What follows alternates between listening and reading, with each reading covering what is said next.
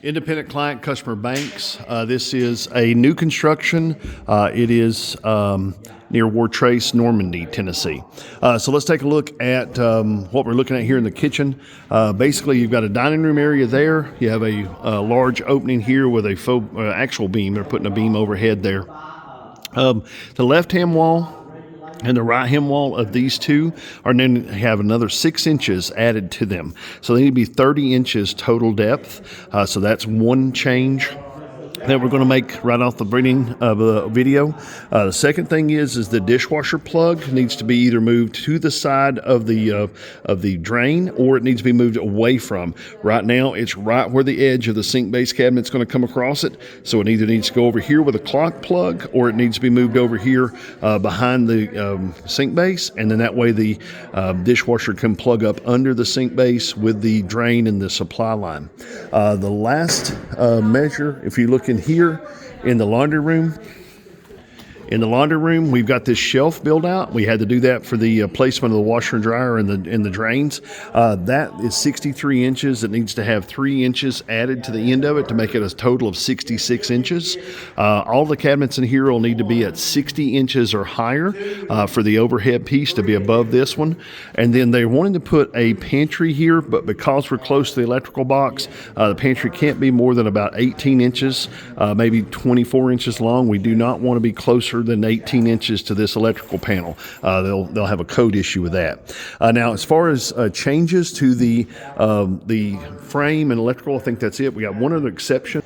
Here in the master bath, we have one other exception. This is a 24-inch frame in from the corner to the edge of the door. That means that the 21-inch cabinet and the 1.5 inch, 22.5-inch countertop is going to actually come into the door trim about an inch and a half into the door trim. Again, it's not perfect. It's going to have to be cut around, but this is a doorway that's already existing, and there's also a shower here. So instead of having to change all these openings, that's acceptable to the customer to have that slide into the trim area there just a little bit. So let's start here in the master bath since we're here and get our numbers. This is going to be a linen cabinet to the left. We discussed an 18-inch, 120-inch ceilings in here, so top alignment's going to be about 8 foot, maybe 90 inches for this room as well. The 18-inch linen, 2-inch filler to the left. They want to have it to where the door will open at least 90 degrees, if not more. And when you take a look at this overall wall, the overall wall is 76.5. The door is 37.5. And then if you look at the right-hand wall, this one is 78 inches is what this wall to the right of the doorway is. Take a look at your plumbing. You've got a drain in hot and cold here. You do have a GFI switch to the right of it. And if you look up above, you've got your lighting up above. We're going to change that lighting up according to where the center lines of everything works out for the cabinets below. The cabinet and top on this side will actually be longer than the cabinet over here because of the linen cabinet that's over there. Okay, on this particular room, like I said before, we're looking at wall cabinets above the washer and dryer. They want a linen cabinet here. Again, the total length of this wall is 109 inches. And as far as the length of the stud step out, it's going to be 66 inches when he adds the 3 to it. And as far as the bottom of the cabinets, we're looking at 60 inches off the floor. Again, the pantry linen here is about probably 18 to 24. We cannot get too close to the edge of that electrical box within 18 inches of that electrical panel. One other thing to talk about here is that this is a master bath door that's going to be a sliding barn door. One thing we did notice is that the barn door slab is going to cover this electrical box. So moving it over one electrical to the corner, maybe blocking it out about 6 inches from the corner, is going to make sure that the door doesn't hit anything plugged into it when it's open. The other thing too is that on this one, there's going to need to be some blocking here added at the top for that rail system that carries the slide.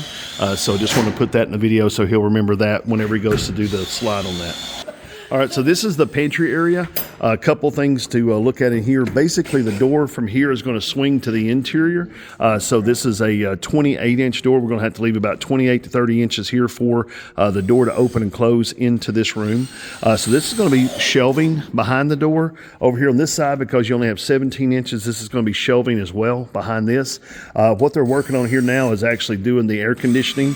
I took measurements at 12 inches and 30 inches for where this is actually going to be left to right. But it is below 34.5 inches as far as the height, so it's going to be under the counter and not be seen once the countertop goes in. They want cabinets, 21-inch deep cabinets along this wall. They want to turn the corner with 21-inch deep cabinets along that wall to have 2 counter spaces in here. Again, it's 120-inch ceilings, but they're wanting to put like shelves, maybe butcher block shelves or something above it. As far as the back wall of this room, hang on a second.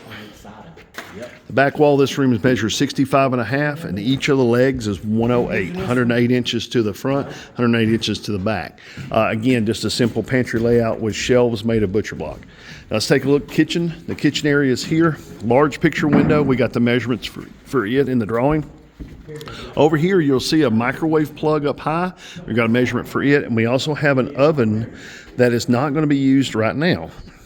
They're actually going to use a freestanding stove now, but possibly in the future they're going to put an oven and microwave here. And so they went ahead and pulled wires for it. It's going to be in the cabinet, capped off. This one here, she does want to put a microwave on a shelf here. So in that case, then we have to make sure the height is correct. For where that plug is, and we got to get that back to them to where they can lower it to fit it in the microwave shelf. As far as the only other thing on the sink, she's wanting to do a apron sink for this one, and so she's supposed to get me a spec on how tall the apron is and how big the sink is, so that we can make the sink base the appropriate size for that. A dishwasher plug, as I mentioned before, has to be moved either in the cabinet or to the right of where it's at. As far as measurements here, you've got 37 inches to the right of the window. You have a window width total that is 78, and to the left of the window 42.5 inches to the left of the window there. All right, so we got a corner here, doorway, and then we go this length. This length is actually the refrigerator in the corner, and you got the stove here toward the middle of the layout of the wall.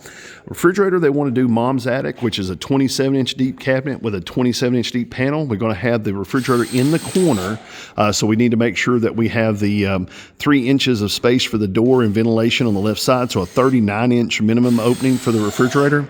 They do have the plug about 12 inches, 14 inches out of the corner, no problem, but they did not have a point of service valve here yet for the ice maker, so we need to make sure that we have a point of service valve for the ice maker water on the refrigerator to be added for this refrigerator. Take a look here. You got your 220 for your stove area, and as far as that goes, your range hood that's up above here. Now the range hood now is mounted at 96 inches to the bottom of the box. We told them we need to bring it down to there, which is 90 inches, and that way it'll be inside of the cabinet for the cooktop, or for the range hood to go above it.